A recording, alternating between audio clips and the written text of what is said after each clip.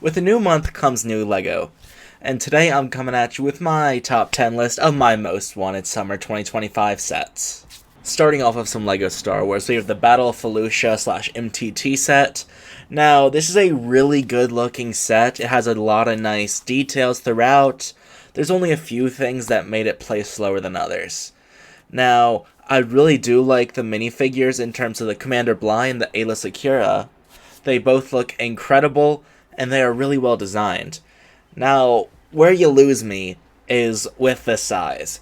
This set is actually pretty small and is the smallest out of all of the MTTs, which is a bit disappointing for its steep $160 price. Oh my god! You only can fit 6 battle droids in here. Oh my god! Next up, we have our only representation from the new One Piece theme. Now, this is an anime/show I have not watched, but literally just looking at the build and the minifigures, you can tell the LEGO group put so much love into the design work here. Looking at the ship itself, I mean, the sail is like a huge piece, and all the curvature on here looks super well done. Also, I'm just kind of a sucker for LEGO boats. They always knock it out of the park. I've always been a fan of all the Destiny Bounty builds, and this might be one that I might actually pick up in the near future. Moving on to the next spot, we have our first LEGO Marvel representation with the Spider-Man vs. Oscorp set. Now, this set retails for $140. Now, this is a pretty good set in my opinion. It is in that new modular kind of line, which has led to some more overpriced sets. I cannot do this any fucking more! It has 8 minifigs, which most of them aren't exclusive and are downgraded versions of what we've previously had. But I think the exclusive minifigures do put this in my most wanted list. Getting a new Green Goblin, which is technically not a villain in the Ultimate Comics, so it doesn't really make sense that he's fighting him. And we get our Kraven, which has a torso print, which is brand new. No leg printing, unfortunately, but I think it does look really nice. They are really good figures. The interior is really cool. And another thing that bumps this set up for me is the old pumpkin bombs that we had. They made a brand new variant where the flame actually comes off, and I think they could be really useful for customs. Keeping it up with the LEGO Marvel theme, we have a Spider-Man Peter Parker apartment set, which is on the pricier end with $55. It is a pretty small set. I think the thing that really pulls me in, though, is getting a new Mary Jane figure and getting that Hobgoblin.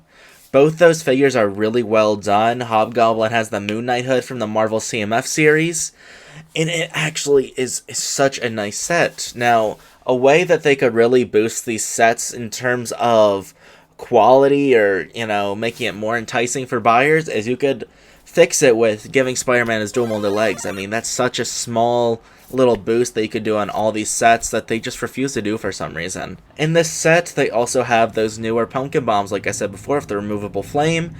I just think that this is a nicely done set with a good exclusive minifigure. Now into the actually pretty good sets. These other ones were more so just general ones. Nothing too exciting, but now we're getting a really good one. We have the Transformer Soundwave, which is retailing for $190. And I actually really like this one. Now that price is a little bit up there compared to some of the other ones, but it has 1,505 pieces, and he just simply looks really good. I mean, they even included knees this time, which the other Transformer sets did not include. I like how you get the cassette tapes, which can go inside his torso there, and they can transform themselves into the little robots and everything. And overall, I just think this is a really nice set. And another buff here is it has a sound brick, which is super neat, and it's just makes it a really unique set. Now into a buildable character I really dig. We have the new LEGO Star Wars Buildable Ewok, which I really do enjoy. A lot of people won't like this set, but I have always loved the Ewoks. I like how they're just little cute little teddy bears. And this set really captures the look of him really well. Except those legs, those could be a little bit more spread apart. And overall, it's just a really nice set that I'd love to put on my displays. For this next set, I really love the design here. We got the Batman Forever Batmobile. Now, this might be one of the greatest builds of the August wave, but not so much the price. It is $100, which $100 for a Batmobile with only one very mid figure is a little crazy to me. $101 for a Krabby Patty? With cheese, Mr. Squidward, with cheese! But the build really picks up the slack for it. It's just so smooth. They get every single detail throughout it just perfectly well done. All the arches and curves. It's just amazing. And all the transparent parts make it look nice too. And I just think this will be a day one pickup for me. It has a little stand for your Batman too. But this does break the mold of the other Batmobiles, with it not including a spinny stand for the Batmobile itself. But overall, I think it's just an amazing set that I will have to get. Making it to our top 3, we have the V19 Torrent from the LEGO Star Wars theme. Now, this set is $65 at 567 pieces, so it's actually not too bad of a price per piece or anything. It's not the greatest thing ever, but if that's all you put the value of your sets in, there's kind of a problem there. The set itself has a really nice build with a good balance between the flat areas and the studs and all the angles it can achieve. Now you could argue the wings are a little smaller than they should be, but it's not too bad. You know, the stud shooters aren't too aggressive and being just really ugly on the build, and all the minifigures are really well designed, with the best obviously having to be that Obi-Wan Kenobi with the new arm printing, which just looks incredible. I mean, this might actually be the best Obi-Wan Kenobi that we've ever got from the theme. I mean, it's been 4 years or so of this, and it just keeps happening. I can't take this shit no more, man. And then again with our figures, we get a new clone pilot, which has a really nicely done torso print with a more so iffy helmet print, but it is a new mold, which does look nice. And then for our final figure, we have the Asajj Ventress, which herself is a new outfit which we haven't seen done in the theme before, and it brings back those old hilts. Would I preferred if the hilts were brought back in the, regular LEGO Silver? Yes, but I'm just glad that we're getting them in a new retail set at all. For our runner-up, we got the Spider-Man vs. Doc Ock subway battle from Spider-Man 2. Now, this set would have been my number 1 spot if not for a recent reveal, but the set itself is absolutely incredible. Now, it is a little more expensive than I would have thought. $55 is a little dicey for me, but I just love the build for the Doc Ock tentacles. It's probably the second best next to the Daily Bugle version. And then again, we get a new version of the Raimi Spider-Man with battle damage torso, which looks good, and he has an exclusive face print. For the train build itself, it is really nice, and it is compatible with normal LEGO tracks, so if you have a train setup you got already, you can just kind of throw it in there. Overall, I think this set is absolutely amazing, and I just can't wait to get it, because it's just insane that we're even getting new Raimi Spider-Man sets, or just products in general, in 2025. Literally 21 years after that film has come out, we're still getting new stuff. Now, before we get to my number 1 spot, I'm just going to rocket fire you off some of my honorable mentions, starting with the Jango Fett Starship, which is a great set with a good lineup of figures. Now, it is a little disappointing that Jango doesn't keep his arm printing, especially for a $70 set.